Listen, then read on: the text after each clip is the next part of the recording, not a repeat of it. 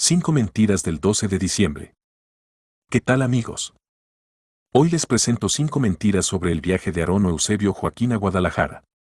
Según la historia oficial de La Luz del Mundo, Aarón viajó caminando de Monterrey a Guadalajara en 1926. Por el camino, dicen, hizo milagros levantando paralíticos, curando ulceraciones y resucitando a una niña.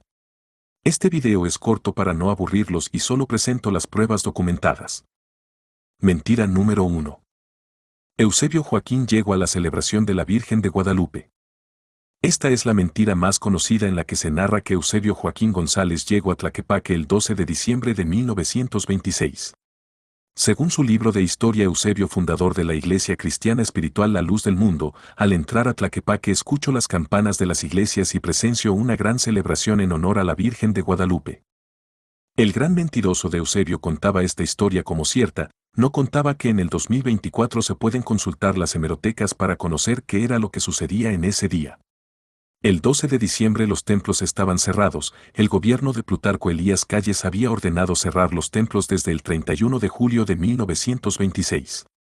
Constata el periódico El Universal.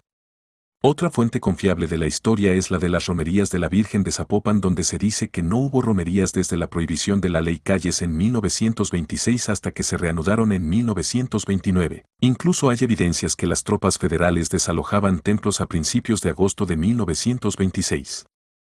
Mentira número 2. Viajaron por 6 meses. Otra de las mentiras oficiales es que el supuesto viaje de Eusebio tomó 6 meses para llegar a Guadalajara el 12 de diciembre de 1926. Algunos relatos dicen que 8 meses. Toda la historia se descalifica consultando el acta de presentación del matrimonio entre Eusebio Joaquín y Elisa Flores, fechada el 24 de mayo de 1927 en Amatitán, Jalisco, donde declaró Eusebio que tenía 7 meses viviendo en Amatitán trabajando como platero. Lo que sitúa a Eusebio llegando a Amatitán, Jalisco en octubre de 1926 después de pasar por Guadalajara, proveniente de la Iglesia Evangélica Cristiana Espiritual de Tampico. Al tiempo que Eusebio viajaba a finales de julio de 1926, el predicador de la Iglesia Evangélica Cristiana Espiritual de Tampico, Joseph Stewart, también viajaba a Guadalajara, donde se estableció y murió envenenado en esa ciudad en el mes de noviembre de 1926. Mentira número 3. Eusebio perseguido por cristeros y la banda de los Zorrilla. En su viaje imaginario, Eusebio relataba que llegó a una hacienda llamada Las Comas, donde estaba un obispo y unas monjas escondiéndose. Según él, eran maleantes, cristeros que recorrían la comarca cometiendo fechorías. Además, decía haber visto a la banda de los Zorrillas, que según Eusebio eran asesinos a sueldo. Desafortunadamente para el mentiroso de Eusebio, lo que él llamaba la banda de asesinos a sueldo de los Zorrilla eran los dueños de la hacienda Las Comas. El señor de Bernardo Zorrilla fue uno de los principales productores de henequén y pionero en llevar este tipo de cultivo a Tamaulipas. En 1926 uno de los propietarios era José Zorrilla, de quien se decía en 1927 que trataban muy bien a los obreros. Tenía tal prestigio la familia Zorrilla que ciudadanos de Nuevo León pidieron que se hiciera un monumento al señor de Bernardo Zorrilla en 1919.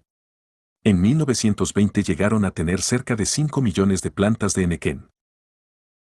Esta historia nos prueba que Eusebio, conocido como Aarón Joaquín, además de mentiroso, era difamador. Mentira número 4. Eusebio y Elisa caminaron por las vías del tren a Guadalajara desde Monterrey. Esta mentira el historiador José Muria la aclara diciendo que no existía tren de Monterrey a Guadalajara, pero la misma biografía de Eusebio se desmiente sola. En el libro de La Luz del Mundo se anota que Eusebio y Elisa en su viaje a Tampico dormían en las estaciones donde esperaban el tren. Pero por si fuera poco, en otro pasaje se dice que fueron recogidos en el camino por un tren y viajaron en el cabús del tren. Incluso en una revisión de esta historia, Samuel Joaquín decía que el maquinista simpatizaba con Eusebio por ser masón. Mentira número 5. Viajaron con un grupo hermanos hasta Guadalajara.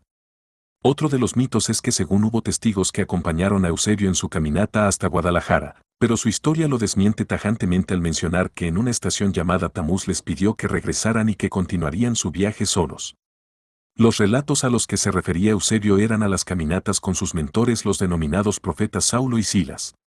Hasta pronto, amigos. En un próximo video analizaremos los milagros que hizo Eusebio.